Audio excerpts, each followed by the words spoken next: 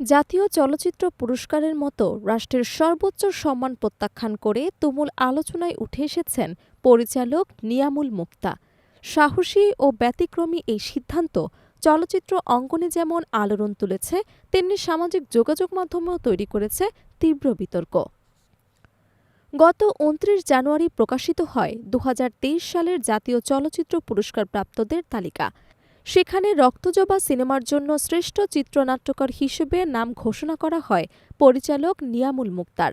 কিন্তু পুরস্কার ঘোষণার পরপরই সামাজিক যোগাযোগ মাধ্যমে একটি স্পষ্ট ও সাহসী পোস্ট দিয়ে তিনি এই রাষ্ট্রীয় সম্মান গ্রহণে অস্বীকৃতি জানান।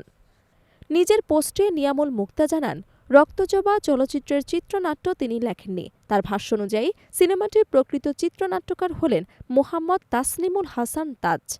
যে কাজ তিনি করেননি তার জন্য পুরস্কার গ্রহণ করা তার কাছে নৈতিকতামূলক গ্রহণযোগ্য নয় বলে উল্লেখ করেন। নিজের প্রাপ্য নয় এমন কোনো সম্মান নিতে তিনি রাজি নন বলে স্পষ্টভাবে জানান পরিচালক। তবে বিতর্ক এখানেই থেমে নেই। পুরস্কার প্রদানের যোগ্যতা ও নির্বাচনী মানদণ্ড নিয়েও প্রশ্ন তুলেছেন নিয়ামুল মুক্তা। নিজের পোস্টে তিনি লেখেন, রক্তজবা সিনেমাটি আদৌ প্রেক্ষাগৃহে মুক্তি পেয়েছিল কিনা সে বিষয়ে তিনি নিশ্চিত নন। তিনি বলেন, আমি নিজেই আমার সিনেমা হলে রক্তজবা দেখতে পারিনি, দর্শকদের দেখাতে পারিনি। আমি জানি না সিনেমাটি হলে মুক্তি পেয়েছিল কিনা। এই বক্তব্যের মাধ্যমে তিনি গুরুত্বপূর্ণ একটি প্রশ্ন সামনে আনেন। কোনো চলচ্চিত্র প্রেক্ষাগৃহে মুক্তি না পেলেও কি তা জাতীয় চলচ্চিত্র পুরস্কারের জন্য বিবেচিত হতে পারে? এই প্রশ্ন নতুন করে আলোচনার জন্ম দিয়েছে চলচ্চিত্র মহলে। উল্লেখ্য, রক্তজবা মূলত একটি ওটিটি কন্টেন্ট। সিনেমাটি ২০২৩ সালের ঈদুল আজহায় সরাসরি একটি অনলাইন প্ল্যাটফর্মে মুক্তি পায়।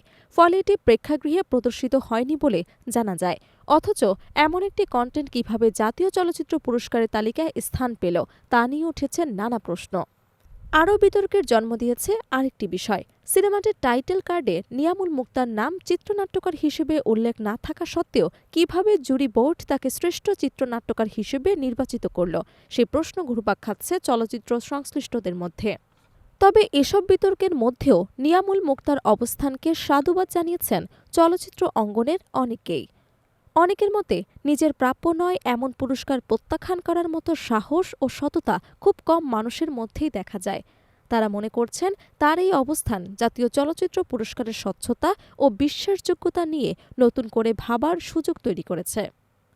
একই সঙ্গে চলচ্চিত্র সংশ্লিষ্টদের দাবি, রাষ্ট্রের এই সর্বোচ্চ সম্মান যেন স্বচ্ছ, নিরপেক্ষ ও সুস্পষ্ট মানদণ্ডের ভিত্তিতেই প্রদান করা হয়।